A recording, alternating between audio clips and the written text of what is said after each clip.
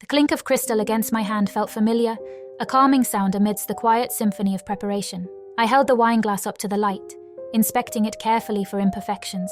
Clean, smooth, flawless, much like myself. I placed it on the table, stepping back to admire my work. Dinner tonight would be perfect, but perfection wasn't a luxury. It was a necessity. It was what had kept me alive, kept me hidden for so long. 12 bodies, disappeared, never to be found. Each one carefully dissected, methodically disposed of and wiped from the world. 12 souls who had entered my orbit, unsuspecting and vulnerable. And tonight, I would add a 13th. The apartment was silent, the hum of the city, below only a dull whisper through the thick windows of my penthouse. I loved the silence, the stillness, the anticipation of what was to come. I checked the time. She'd be here soon. Cleo. I smiled at the name. Cleo was beautiful. She had caught my attention weeks ago at a charity gala. It was one of those tedious affairs where moneyed people smiled and shook hands, pretending to care about causes they barely understood.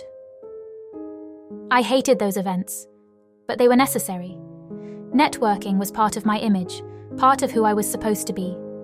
Dr. Anne-Marie Street Clare, prestigious neurosurgeon, graduate of Yale, daughter of wealth and privilege, lover of women and fine wine. A perfect veneer. Cleo was stunning that night. Dark eyes, raven hair, lips that begged to be kissed.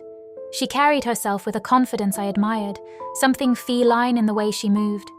I knew immediately that I wanted her, not just for her body, though that was part of it, but for something deeper, for her soul, for the rush. I couldn't help the electric thrill that coursed through me at the thought. The familiar tug of desire mixed with the heady anticipation of control. She would come willingly as they all did, a charming smile, a seductive glance, and they were mine. Tonight would be no different. I crossed the room, heels clicking softly on the polished marble floor, as I moved to the kitchen. The smell of roasting lamb wafted from the oven, filling the air with its rich, earthy scent. I had chosen the menu carefully. Everything had to be perfect.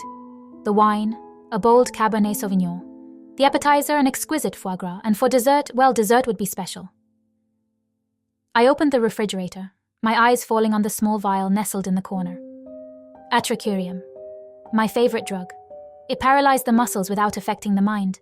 I had perfected its dosage over the years, ensuring my victims remained conscious as I worked.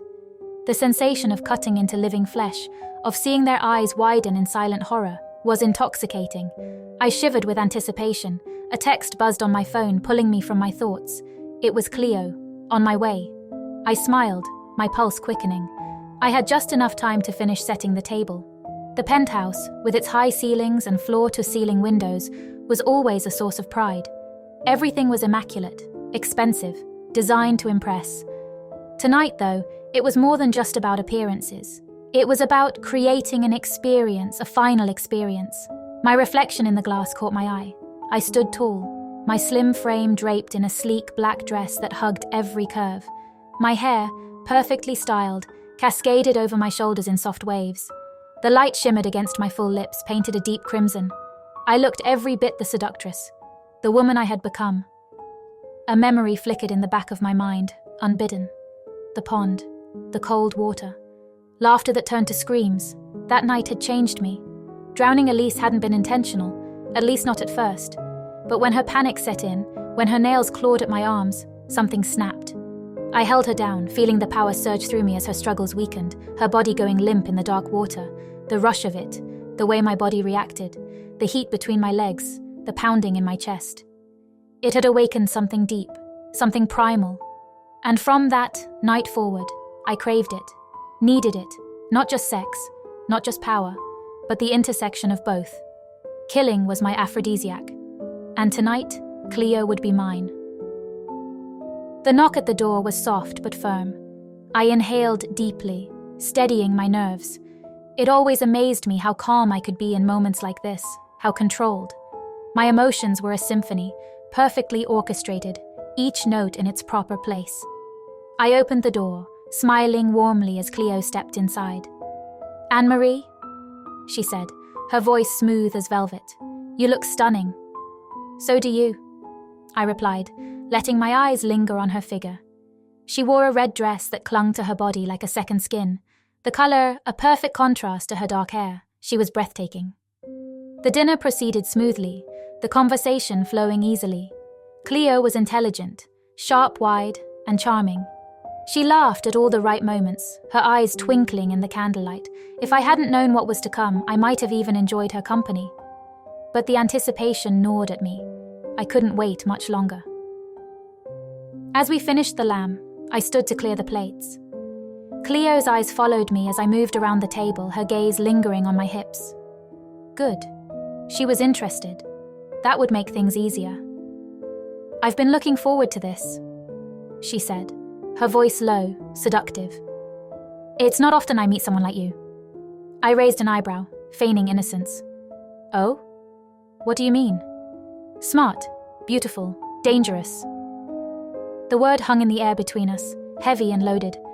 My pulse quickened. She couldn't know. Could she? I smiled, leaning over her slightly as I refilled her glass.